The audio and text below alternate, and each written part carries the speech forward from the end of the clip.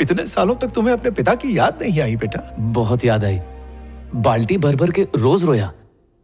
अब नहीं जाऊंगा पापा, यहीं पड़ा रहूंगा। ये लगेज कौन है? दरअसल मैं ही इसका दूसरा असली बाप हूँ। इसे पालने में 10 करोड़ खर्च हो गए और वो मुझे वापस चाहिए। अब तक कहाँ थे और क्या करते थे? इतने साल क्यों नहीं आए? और आज क्यों आ गए?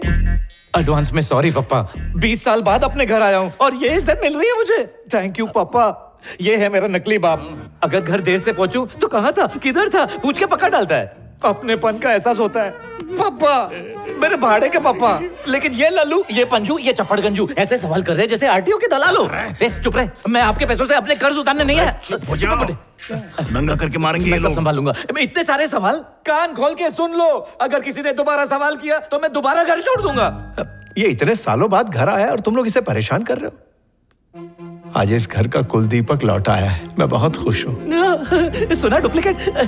जी लो अपनी जिंदगी, ढिंढोरा पिटवा दो कि आपका बेटा हूं मैं।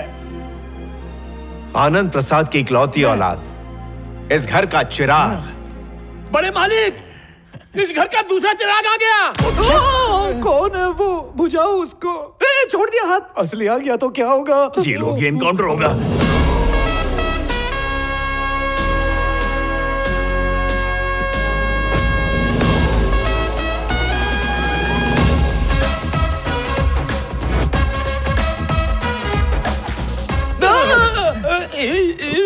ये कहां से आ गया? लगता है इसने भी न्यूज देखी।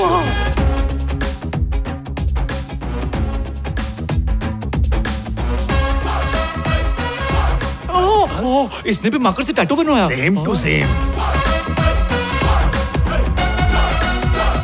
बड़ा आया।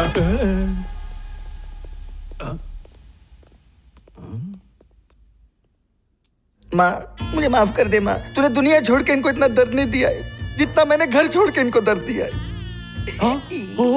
बुड्ढे पे उसकी एक्टिंग का असर हो रहा है। लेकिन अब मैं इनको छोड़ के कहीं नहीं जाऊंगा माँ, घर पे रहूंगा, कसम तेरी। माँ वाला एंगल तो हमने डाला ही नहीं। देखना बुढ़ा इमोशनल हो जाएगा। मुझे माफ कर देना पापा। पिछले 20 सालों में मैंने बहुत सारी मुसीबतें झेली हैं। मैं जानता हूं कि 20 सालों में आपने मेरे गम में बहुत सारी कलम पी डाली है। इस बुढ़े का बेटा है, गालिब का नहीं, जो राइम कर रहा है। इमोशन मामा। बाप कभी नहीं हकलाया तो तुम कैसे हकला रहे हो? एकदम सही सवाल। घर से भागने के बाद प्लेटफॉर्म पे पला बड़ा, खाने को नहीं मिला और ये हकलाने लगा। भूख मरी की वजह से। अच्छा, वेंकी, इसका हकलापन काम आ गया। तुम भी बता दो कि तुम्हें रात को दिखता नहीं है। पापा, मैंने कहा था ना ये अच्छे पापा है। बहुत गंदे पापा है, बिल्कुल थर्ड क्लास। कभी पेट भर के खाना ही नहीं दिया। इसीलिए मुझे विटामिन एक्स की कमी की वजह से रात को दिखना बंद हो गया। मुझ पे भी हाथ साफ कीजिए ना। वारिस तो मैं ही बनूंगा। बड़े मालिक, इस घर का तीसरा चिराग भी आ गया है। क्या? ये टैटू देखिए डैडी, आपको छोड़ के मैं कभी नहीं जाऊंगा। बचपन में तुम्हारी आवाज मर्दों जैसी थी, अब औरतों जैसी क्यों हो वाह, गई? क्या सवाल पूछा है। आवाज को ट्रेडमिल में पतला किया क्या? जब ये यहाँ से घर छोड़कर भागी थी, जिसे भागा था तो जिससे भी ये खाना मांगता था वो इससे कहता था नो। अब बचे हुए खाने से बच्चन जैसी आवाज थोड़ी निकलेगी। मतलब पौष्टिक खाना नहीं मिला इसको। हाँ, वही। बड़े मालिक, चौथा चिराग भी आ गया। और कितने आएंगे शर्मा?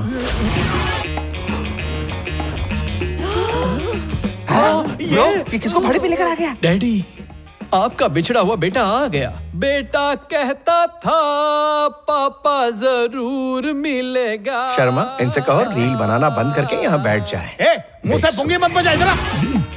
परफॉर्मेंस से फाड़ दे इनको। हाथ हटाओ।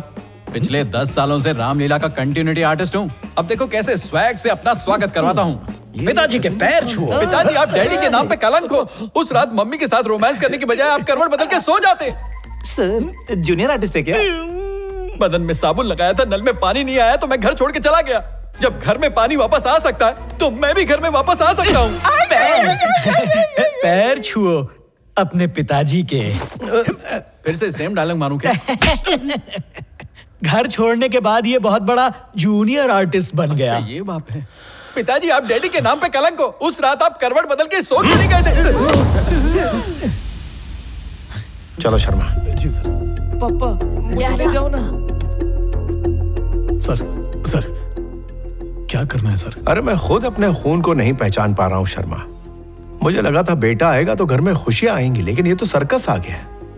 हो ना हो इन्हीं में से मेरी एक औलाद है। शर्मा उनके रहने का अरेंजमेंट कर दो। जी सर। वाह वाह, क्या बात है। जाओ सब चुल्लू पर पानी में डूब मरो। वीडियो वायरल होते ही लालची कीड़े रेंगते हुए आ बाबा, गए। तुम भी तो आ गए ना इस महल को चाट के साफ कर। अबे चुप। हमारे महल में चिलम चिली क्यों कर रहे हो? उसे कनिका में अपना बेटा दिखता है, तुम दोनों में नहीं। और तो और वो सिंघानिया हम दोनों पर बुरी नजर डाल रहा है। बाप रे, ऐसा चौंक क्यों रहे हो? उसने हमें देखा मौसी की नजरों से और प्यार से। जो भी तुम लोगों की तरफ देखेगा डरेगा और कांपेगा। वेंकी, बुढ़ा इनके जाल में फंस गया तो सोचो क्या होगा। गर्मा गर्म भजिया ले ले। 10 का 3, 7 का 2, 5 का 1, 10 का 3। अरे बाप रे, इनका कुछ करना पड़ेगा। हाँ ब्रो, इनकी पोल बुड्ढे के सामने खोलते हैं। अगर तुमने हमारी पोल खोली तो हम कमिश्नर के सामने तुम्हारा पिटारा खोल देंगे। कुत्ते बिल्लियों की तरह मत लड़ो। हम सब का एजेंडा एक ही है। हम सब डुप्लीकेट हैं दोस्तों, इसलिए अपना अपना रोल निभाओ। इससे पहले कि असली वारिस आए, इसे लावारिस बनाकर निकल जाओ। अरे कैसा ढक्कन पुलिस वाला है, अंदर की बात बाहर के लोगों के सामने चिल्ला के बोल रहा है। यार अगर कोई हमारा प्लान सुन रहा हो और बुड्ढे को टपका दिया और इल्जाम हम पर डालकर सारा माल ले गया तो? क्या आइडिया दिया फोकट में। ये समझ में नहीं आया कि वो कार जिसमें पैसे और डायमंड्स थे गई कहाँ।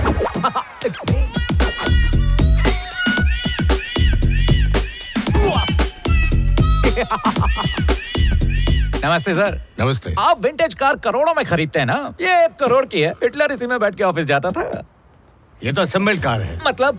जैसे चाइना के फोन आते हैं वैसे इसके पार्ट डुप्लीकेट है। अरे बाप रे, लग गई। सेठ जी 200 रुपए दे दीजिए, बहुत भूख लगी है। 2 दिन से कुछ नहीं खाया। चाय के लिए 10 रुपए तो दे दो। I hate you.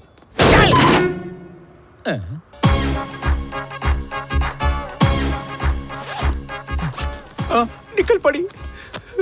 इतने पैसे। Oh my money God. इसमें क्या है? डायमंड्स।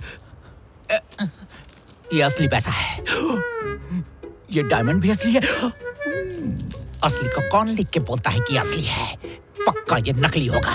नकली कार, नकली पैसा, नकली डायमंड्स। मुझे पता है, आपको पता है कि ये पैसे और डायमंड्स नकली हैं। पब्लिक नहीं जानती। ये बताओ यहाँ क्यों लेकर आए? तू सेठ जी को टपकाएगा क्या? पागल है क्या? तो जो टपकाएगा उसके पास आए। 12 फुल और 6.5 हाफ मर्डर किए हैं। रॉकी राणा, तुम बस उस बुड्ढे को टपका दो और इल्जाम उन 4 जोकरों पे लगा दो, फिर करोड़ों की प्रॉपर्टी हमारी। करोड़? पहली बार इतना बड़ा आंकड़ा सुना है। मैं टपकाएगा उसको। बस मुझे नौकर बनाकर हवेली में घुसा दो। मेरे पास एक प्लान है। बुड्ढे, आई एम कमिंग। इस पे उन 4 में से किसी एक की उंगलियों के निशान है। ये रहा मेरा मास्टर प्लान।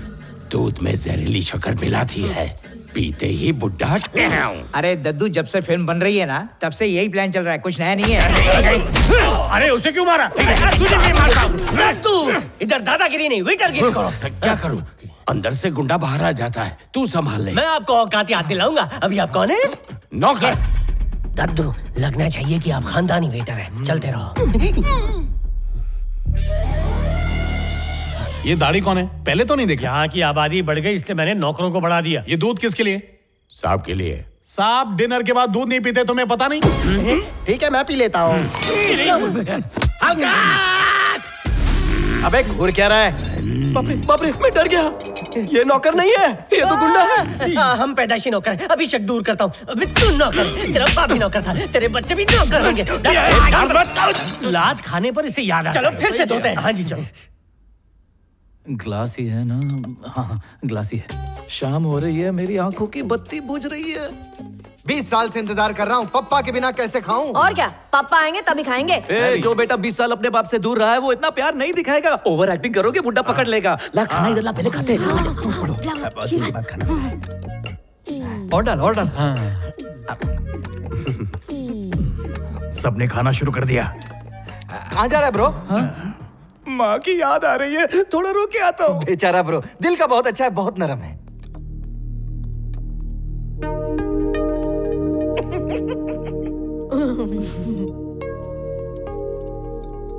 पापा पापा कहाँ हो? तुमने खाना खाया बेटा? पापा मैं 20 साल के बाद आपसे मिला हूँ। मैं अकेले खाना कैसे खा सकता हूँ? मैं इन जंगली सुअरों की तरह नहीं हूँ। मैं आपका असली बेटा हूँ। मुझ में आपके संस्कार है। अभी तक आपने बैठने नहीं कहा पापा। अभी कह रहा हूँ, बैठो। सबकी सुलग गई। क्या बोलता है बुड्ढा? इंप्रेस हुआ कि नहीं? कमीने हो पता था, लेकिन इतने कमीने हो आज पता चला। चुप टेस्ट ट्यूब।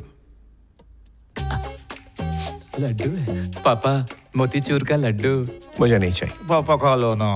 मैं स्वीट्स नहीं खाता बेटा। वेंकी, बुढ़ा मना कर रहा है, मान जा, छोड़ दे। चुप रहे, तू भाड़े का बाप है। एक असली बाप के इमोशन को तू क्या जाने? डुप्लीकेट बाप है। पापा आपको मम्मी की कसम। मैंने कहा ना मुझे नहीं खाना है। डैडी को शुगर है, क्या तुम जानते नहीं? अभी तक ठीक नहीं हुई। डायबिटीज का इलाज है ही नहीं, साइंटिस्ट ढूंढ रहे हैं। देखा ब्रो, अपनी बॉल पे आउट हो गया है। बुड्ढे का मूड सही नहीं है, चुपचाप बैठ। बाप के साथ खाने वाला बेटा नहीं, खून से होना चाहिए। डैड भी लेफ्ट हैंड से खाते, मैं भी लेफ्ट हैंड से खाता हूँ। लेफ्ट से खा तू। जिससे धोते उससे खा। वो क्या है कि इनका राइट हैंड सिलाई मशीन में आ गया था, तो डॉक्टर ने कहा कि लेफ्ट हैंड से खाओ, वरना ये राइट हैंड से ही खाते हैं। Right hand change. बस तुम्हारी मम्मी लेफ्टी थी, लेकिन वो अपने राइट हैंड से खाना खाती थी। तुम लोग जब छोटे थे तो लेफ्टी थे, क्या है कि बाद में राइटी हो गए। छोटे मालिक, आप कुछ कह रहे थे, अब कंफ्यूज क्यों हो गए? कोई कंफ्यूजन नहीं, मैं बचपन से राइटी हूँ। खाना ईश्वर का दिया कीमती तोहफा है। खाते वक्त झूठ नहीं बोलते। सच कहो तो मैं से असली कौन है, बाकी यहाँ से दफा हो जाए। कल्टी मारे। चुप। मैं सच्चाई बताता हूँ पापा, मुझे अपने बचपन की हर एक बात याद है। आपकी जांग पे मैं सुसु करता था, ये इसे कैसे पता होगा या इसे कैसे पता होगा? क्या गीले दिन थे वो। ये फुलटू तैयारी करके आई है भांजे। बताओ ना बेटा, जल्दी उगल दो प्लेट में। जब भी मैं माँ की याद में दुखी होके रोता था, आप लोरी गाते थे और मैं चुप हो जाता। ये तो याद होगा डैड, जब मैं गधे पे चढ़ने के लिए रोता था, आप क्या करते थे? आप खुद गधा बन जाते थे। चुप, कुछ भी बोल रही है। सुसु करती थी, उन्हें गधा बना के हमें उल्लू बना रही है। अबे लंबी लंबी मत छोड़, तूने सिर्फ सुसु किया है, मैं तो पापा की जांग पे पॉटी कर चुका हूँ। अबे सब फ्रॉड परफॉर्म कर रहे हैं, तेरा परफॉर्मेंस भी दिखा दे। इसको दिखाऊं? रामलीला का आर्टिस्ट हूँ मैं। इन लोगों की एक्टिंग के आगे बुझता हुआ दिया लग रहा हूँ मैं। और ये चिकना तो शक्ल और बॉडी से सिंगानिया सबका बेटा लग रहा है। मुझ में क्या है? अमावस के दिन पैदा हो तो मैं ऐसे ही रहूंगा। तुम आगे आओ। डैडी, ये आपका बेटा, इसकी जांग पे तिल है। कोई आके चेक करो। सर, ये बिल्कुल छोटे मालिक जैसा गुस्सा कर रहा है। मुझे तो लगता है आपका बेटा यही है। हाँ, गुस्से के मामले में मुझसे आगे है। मरी गयो। लग गई मामा।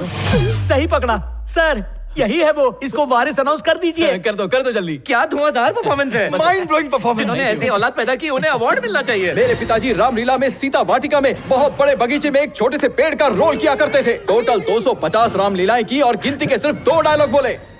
शू शू। अरे क्या मुझे शुशु करा रहे हो? मेरे बाप ने इतने बड़े बड़े तीर मारे, कोई पूछेगा तो चुप कैसे रहूं? ये तुम्हारी उस फिल्म का डायलॉग है जिसमें तुम गूंगे आदमी की लाश बने थे, लाश में भी जान डाल दी थी। देखो पापा मुस्कुरा रहे हैं। मेरे पिताजी आनंद सिंघानिया सीता वाटिका में पेड़ का या फिर पौधे का रोल करते थे। लगता है बुड्ढे को शुगर के साथ बीपी भी है, इसलिए टेबल बचा कर चला गया। गए नहीं है, यही खड़े हैं। मेरे को रात को दिखता मैं इसके जैसा बिल्कुल नहीं हूँ पापा। मैं तो पापा, जो भी अंदर रोक ले, बुड्ढा आएगा तो बोल देना।